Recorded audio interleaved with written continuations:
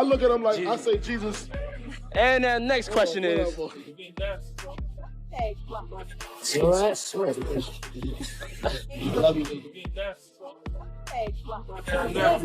invite me to your parties, and I know you did. Yeah, you did. I remember I got an invite from you once. This is true. You used to have these crazy parties, and one invite was it self-destructed.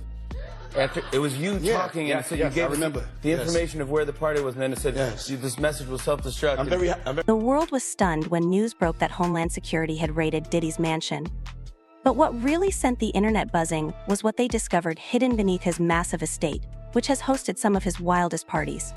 Investigators found a secret network of tunnels. Yes, you heard that right, big active tunnels. Court documents just revealed that the feds found a chilling, secretive network of passages allegedly used by Diddy to carry out some creepy activities and manage his alleged criminal enterprise. But what was hidden inside these tunnels? From exclusive gatherings to possible covert operations, stay tuned as today we dive deep into one of Hollywood's most controversial stories, which keeps unfolding with these latest revelations. Things aren't looking good for Puff Daddy. His recent arrest came after a series of surprise raids on his properties in LA, New York, and Miami, where the feds uncovered disturbing details about what has been going on behind the scenes, especially with his infamous freak-off parties. News: the Department of Homeland Security has just confirmed to CNN that federal law enforcement agents have raided properties owned by musician and producer. As the investigation went deeper, questions about a private network of underground tunnels set to run beneath Diddy's properties started popping up. Several insider sources alleged that these tunnels might have been used to transport workers and move party substances for Diddy's freak-off. Many argued that the secret passages were probably used for meeting with high-profile figures who valued privacy, while others speculated that the only reason Diddy would construct an underground channel was to traffic illegal items undetected. According to sources close to the ongoing legal case, the origins of these alleged underground passages date back to the early 2000s. While many assume these tunnels were simply a security measure for him and his associates to move undetected and avoid paparazzi, recent revelations hint at something far more sinister. The federal raid on Diddy's LA mansion resulted in the discovery of over 1,000 bottles of baby oil, lubricants, heavy firearms, narcotics, and the biggest shock of all, hundreds of hidden cameras. These shocking discoveries fueled speculation that those tunnels under Diddy's mansion served a much bigger purpose than just a mere security measure. After everything we've heard about Diddy's dark dealings, it's difficult to dispute the sentiment. Jaguar Wright, who has been vocal about the entire scandal, recently shared some interesting stories about the raid on Diddy's mansion. She speculated that his situation is similar to that of R. Kelly, another fall guy for the real forces pulling strings behind the scenes. Jaguar believed the only reason the feds were able to catch Diddy unaware during the raid was because the higher-ups kept the profile of their suspect under wraps until the day of the raid. She claimed none of the officers tasked with carrying out the raid had a clue about whose house they were raiding until the last minute. In tandem, and they did not tell the officers who they were raiding. They went in tactical as they were instructed to. They didn't know they was raiding Diddy's house. The higher-ups didn't tell anybody because they knew, with Diddy being a Fed informant, that he had people in the force and they wanted to make sure that went through legit. So they ain't tell nobody whose houses they was. She added that, despite the high level of secrecy, there's still a chance that Diddy was tipped off, and he probably made use of his tunnel to escape with some incriminating evidence he could take with him. Jaguar might sound controversial at times, but her comments about his investigation being kept a secret made a lot of sense, because Diddy is highly connected with a lot of powerful people beyond Hollywood. His parties over the years have helped him build a broad network of influence, which is probably the reason why the feds kept the criminal investigations on him a secret for so long.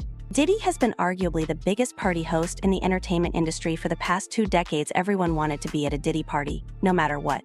But we've come to understand that for every public Diddy party, there was another, exclusive party only a select few were invited to.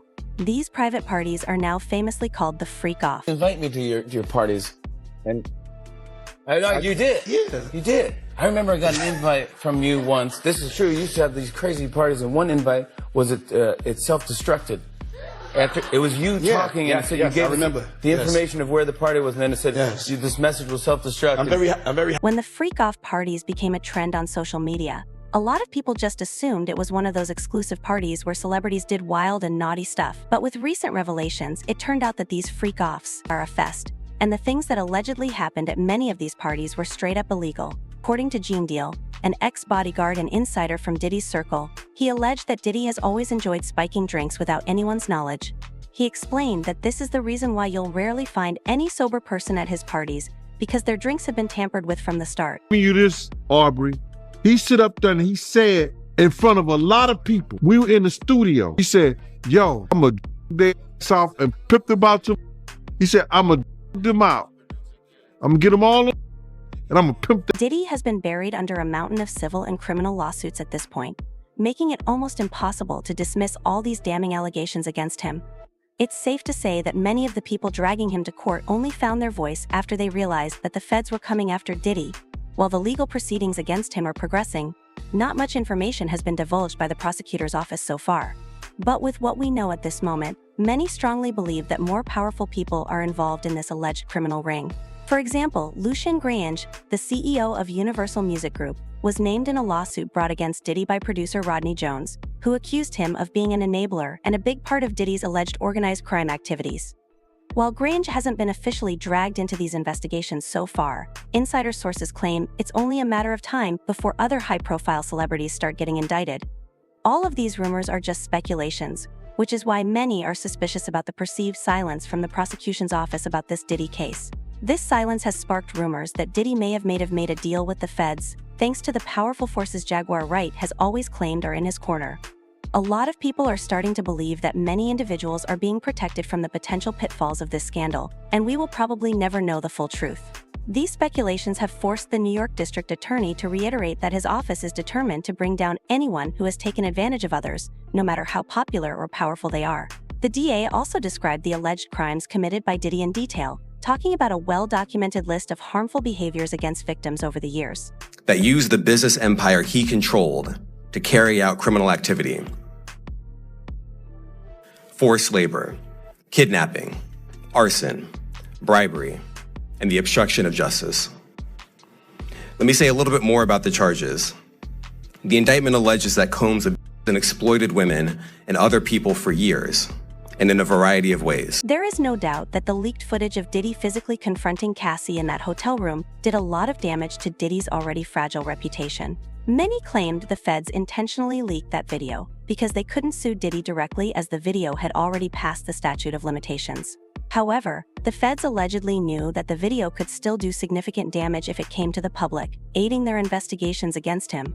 While there's a chance that Diddy got wind of the raid, the truth is that the evidence the feds were able to gather at his Los Angeles residence was beyond incriminating. Several insider sources claimed the feds were able to recover over 250 hidden cameras and several hard drives containing images and videos. Just like Rodney Jones alleged in his lawsuit, these hard drives are believed to contain incriminating evidence of the things that happened at these freak-off. There's that these tapes are how Diddy has managed to control the narrative and the industry as a whole all these years. The part of the discovery where they found over 1,000 bottles of baby oil and lubricants came as a shock to many. Who would need that much baby oil? Diddy has managed to beat numerous allegations throughout his career, but things are bleak at the moment. It will be intriguing to see if he can beat this criminal investigation by the feds. But with the mounting evidence and information circulating, things aren't looking good for Diddy. The legal proceedings are far from over, but the damage to Diddy's legacy and career in the entertainment industry is already done. It doesn't matter if he beats. These allegations or not, things will never be the same for Puff Daddy. The Pandora's box has been opened wide, and the entertainment industry and Hollywood as a whole are under more scrutiny than ever before. Gene Deal believes Diddy was just another victim of bad mentorship that has plagued the music industry for decades. He thinks Diddy has been inflicting on others the same things that were done to him when he was rising in the industry. In an interview with The Art of Dialogue, the former bodyguard revealed that the things Diddy had to do to become who he is today turned him into a monster. The people who trained and taught him the music business, because Puff wasn't he wasn't born a monster. You know what I'm saying? He was made into a monster, brother. Do you understand what I'm saying? He was made into a monster from the stuff that happened to him, the things that he had to do. You understand? The things that he had to do to... Several legal experts have shared their analyses of Diddy's chances in this ongoing trial. They believe Diddy is facing between 15 and 25 years in prison, if convicted. Analysts believe that unless Diddy makes a deal with the feds to reduce his charges, his chances in open court in front of a grand jury are slim because of the damning evidence and the long list of possible witnesses willing to testify. Many people believe that Cassie's testimony alone could crush Diddy, but that remains to be seen. This trial is about to get very interesting, and fresh information will undoubtedly start coming out in the next few days and weeks. If you don't want to miss these updates, like and subscribe to this channel. What's your thought about these alleged tunnels? Do you think Diddy is capable of operating this high-profile criminal enterprise the feds are accusing him of? Let's discuss it together in the comments.